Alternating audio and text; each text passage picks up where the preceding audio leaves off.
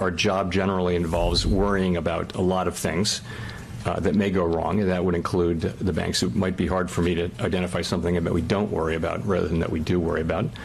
So we're watching those things very carefully. And as we see things unfold, as we see what's happening with credit conditions and also all the individual banks that are out there, we'll be able to take, to the extent it's appropriate, we can take, if there are macroeconomic implications, we can take that into account in our rate setting.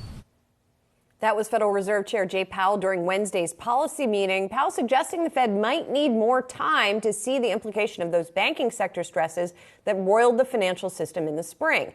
Let's bring in Gerard Cassidy, RBC Capital Markets Managing Director who covers the banks, to weigh in. Gerard, this was something interesting also that Julia Coronado of Macro Policy Perspectives pointed out to us yesterday in the wake of the press conference, that perhaps the Fed would have hiked at this meeting were it not for SVB, et cetera. And the fallout from that still sort of percolating through the system. What do we need to be watching at the banks to see what effect interest rate increases are still having? I think one of the real key metrics for the banks will be their deposit flows in the quarter when they report their numbers in July. I think what we're going to see, based upon the weekly H8 data, which is the loan and deposit data published by the Federal Reserve, what you're seeing is a stabilization in deposit levels for the smaller banks, which during the middle of the March Madness, when those banks, Silicon Valley and Signature, failed, the outflows were quite pronounced. That has stopped. With the large banks are still being impacted by quantitative tightening, or QT. And as you know, QT is designed to take deposits out of the banking system to reduce liquidity. So I think watching the deposit flows and the levels of deposits in the second quarter results will be one of the metrics investors will be focused on. So if we bottom line that, I mean, how elevated is the risk in the banking sector right now? And to what extent does that inform the Fed's timeline for another rate hike?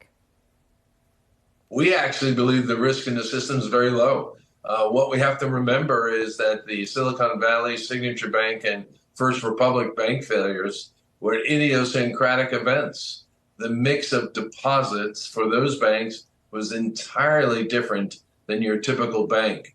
And when you have banks like Silicon Valley, where the average deposit in an account was over $1 million, that's not normal banking. In America, when you look at the regional banks, many of them have average deposit sizes of less than $15,000. So in terms of a deposit flight or deposit run for the larger banks in the United States, it's just very unlikely. So I can see the Fed keeping an eye on it.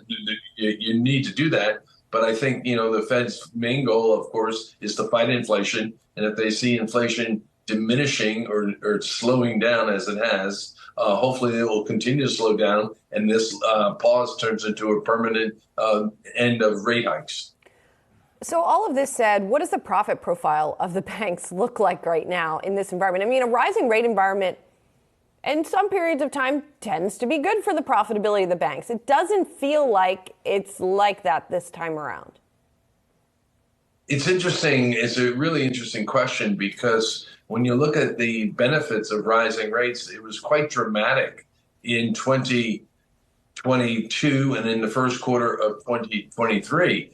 The FDIC put out the first quarter profitability numbers for the industry, and they were record levels. So the profitability of rising rates has been incredible for the banks. Now we're at the juncture, however, where the rising rates starts to work against the banks, because they have to now raise deposit rates more aggressively than they did in the past 12 months. The failures of these three banks have heightened the need to raise deposit rates as people are taking a closer look at their deposits. So as we go forward, the profitability of the group is probably reached its peak in the first quarter of 23, and we expect it to diminish. But the bank stocks have, we believe, oversold in anticipation of greater challenges. And on a relative basis of lower profitability, we agree with you, there are many that look very inexpensive. You talk about rising rates starting to work against some of these banks. It's been particularly so in the smaller names. Are we likely to see more consolidation? The short answer is yes. The longer answer, however, is it's on a pause. You might recall in the start of the 1980s, we had over 18,000 banks and thrifts in this country. We're down to about 4,700 today. The deal with First Horizon and Toronto Dominion being canceled by the regulators was a dark, dark cloud on M&A. So right now, the Washington regulators are not in agreement on consolidation. We would suggest the Federal Reserve is very supportive of it, along with the Treasury Secretary, Yellen. But the FDIC and Controller of the Currency and the Consumer Financial Protection Bureau are not. So they all have to get on the same page, and they eventually will.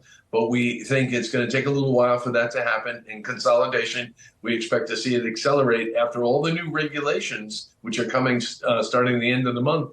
After they are all put out, we'll probably see a real pickup in M&A in the second half of next year. Given all of that, Gerard, big banks or smaller banks a better buy right now?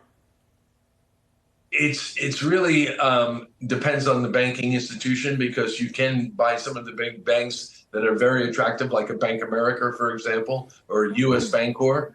But then there are smaller banks like a Valley National or a Provident Financial, which are also attractive. So there are opportunities in these different markets for the size of the banks. But generally, so far, year to date, the larger banks have outperformed the regional banks. And once we start to see some steadiness in the deposits from the second quarter results, the regional banks could potentially be the better beneficiaries because they have fallen further than the larger banks and therefore have more to snap back once stabilization comes to the deposit basis.